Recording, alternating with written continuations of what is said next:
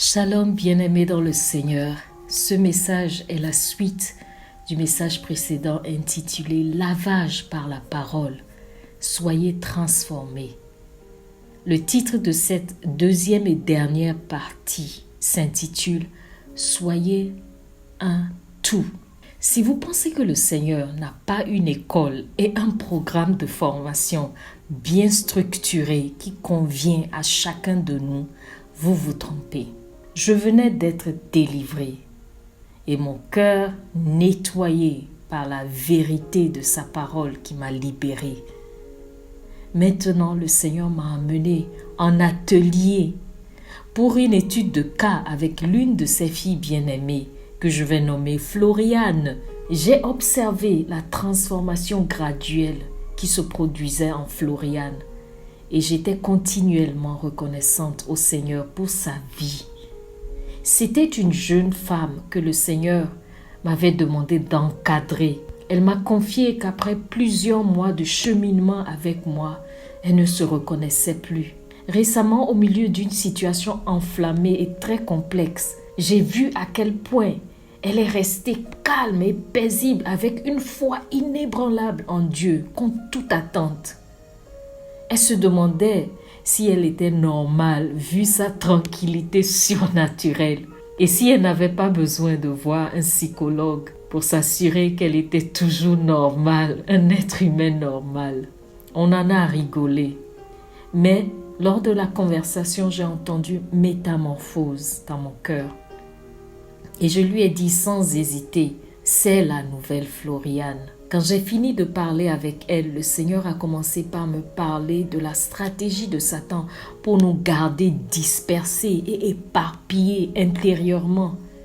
Je suis devenue très attentive pendant que le Seigneur me montrait chaque aspect de la vie de Floriane et de la mienne, où nous avions manifesté des personnalités différentes en raison du conformisme et des attentes des autres. Ayant été guérie par le Seigneur, il m'en a rapidement fait prendre conscience. Permettez-moi de mentionner certains des changements de personnalité que nous affichons souvent. Gardez à l'esprit que ce n'est pas exhaustif et que le Seigneur parlait de façon particulière de ma sœur et de moi-même, la sœur que j'encadre. Il savait pourquoi il nous avait rapprochés. Il y a une personnalité d'église qui est souvent très calme, soumise, docile et gentille. Il y a une personnalité professionnelle très sérieuse et efficace. Il y a une personnalité familiale qui est craintive et souvent inquiète en raison de nombreux problèmes tels que les rejets, la perte d'un parent, l'abus, etc. Une autre personnalité est le social qui est très naïve, trop confiante, car il s'y cache un profond désir d'être accepté et une poursuite d'une véritable amitié ou de l'amour. Mais ce que nous ne réalisons pas, c'est que l'amour est une personne. Je l'ai dit plusieurs fois, l'amour est une personne.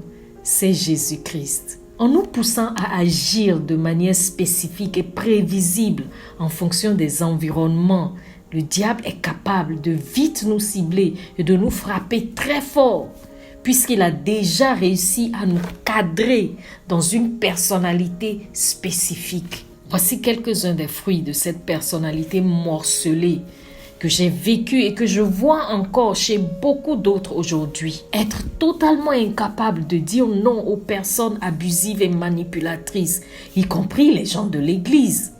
Être naïf dans la relation ou dans les relations et avoir constamment besoin de l'affirmation des autres. Ça, c'est d'une part.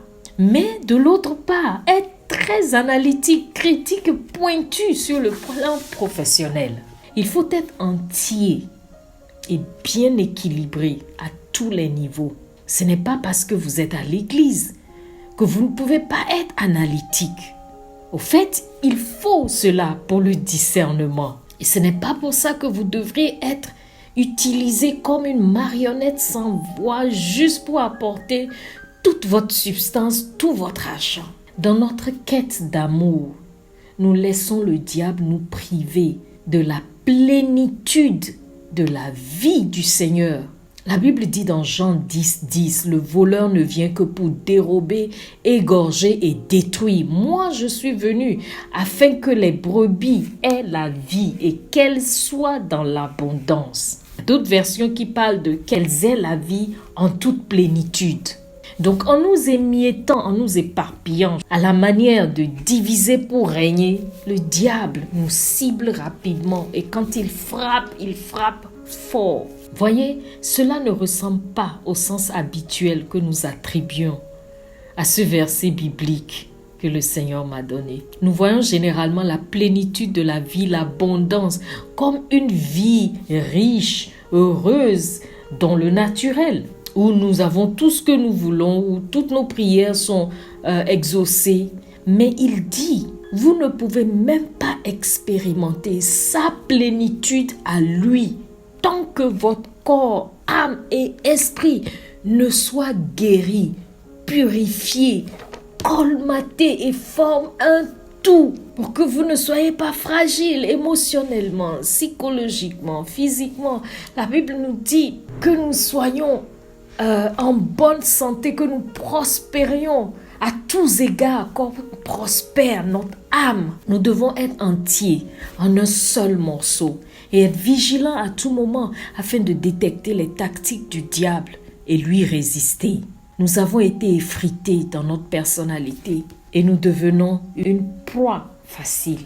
Mais lorsque nous permettons à Dieu de nous sanctifier, purifier corps, âme et esprit, nous reflétons davantage son image et nous pouvons recevoir alors la plénitude de sa vie en nous. Il n'y aura pas de réfraction en fonction de l'environnement ou de la densité du milieu dans lequel nous nous trouvons. Nous allons recevoir et briller du plein faisceau de sa lumière. Une fois que nous nous conformons au modèle prévu dans un environnement particulier, par exemple à l'église, à l'école, à la maison, au travail, lors des rassemblements sociaux, nous devenons facilement prévisibles et facilement manipulables aussi. Permettez-moi de dire que cela a été illustré par le Saint-Esprit avec le phénomène de la réfraction. J'ai dû me rafraîchir la mémoire en lisant pour comprendre cette analogie. Regardez à l'image de verre avec différents niveaux de liquide, des liquides à différentes densités. Et vous allez voir que le crayon à l'intérieur du verre a l'air penché et d'un degré de pente qui diffère selon le liquide. Nous devons être guéris. Considérons la parole dans 1 Thessaloniciens 5, verset 23 qui dit que le Dieu de paix vous sanctifie lui-même tout entier et que tout votre être, l'esprit, l'âme et le corps soient conservés irrépréhensibles lors de l'avènement de notre Seigneur Jésus-Christ. Donc non seulement nous sommes guéris, mais nous sommes irréprochables en vue de la venue de notre Seigneur. Lorsque le Seigneur sera là, il y aura toute une armée qui combattra avec lui. Nous le faisons déjà, mais nous allons encore le voir plus. Il n'y aura pas de soldats réfractés, ça je vous l'assure, qui marchent avec le Seigneur. Souvenez-vous de l'armée de 300 soldats sur 32 000 de Gédéon. Les craintifs, ceux qui étaient incertains, ceux qui étaient agités, tous ont été renvoyés. Alléluia. Il est très important de permettre à Dieu de nous purifier et de nous donner un cœur nouveau. Ézéchiel 36, verset 25 à 26 nous dit « Je répandrai sur vous une eau pure et vous serez purifiés. Je vous purifierai de toutes vos souillures et toutes vos idoles. Je vous donnerai un cœur nouveau et je mettrai en vous un esprit nouveau. J'ôterai de votre corps le cœur de pierre et je vous donnerai un cœur de chair. » Encore une fois, le Saint-Esprit a approfondi le sens habituel que l'on donne à ce verset. La dureté du cœur, nous l'attribuons souvent à la désobéissance. Mais ici, je peux comprendre que cette couche de dureté empêche même le chrétien le plus désireux de plaire au Seigneur de réaliser toute la plénitude de vie que nous donne le Seigneur. Et c'est quoi cette plénitude de vie? C'est d'être en relation avec lui et de jouir de toute sa personne, le Dieu saint, le Dieu fidèle, le Dieu Père, le Dieu ami, le Dieu juste, le Dieu terrible, toute sa nature, la plénitude de sa nature en nous. Dans mon cas, j'étais privée de l'amitié de Dieu. Que la grâce de Dieu soit abondamment répandue sur vous avec l'amour et la foi qui sont en Jésus-Christ et que vous soyez guéris et sanctifiés par sa parole pour la venue du Seigneur Jésus. 1 Timothée 1, verset 14. Amen. À très bientôt, bien-aimés, si toutefois le Seigneur a une parole pour nous. N'oubliez pas de partager ce message pour la délivrance de beaucoup du joug de la conformité, du joug de la religion. Je vous aime, bien-aimés. Je mettrai le lien de la première partie de ce message dans la partie commentaire de cette vidéo.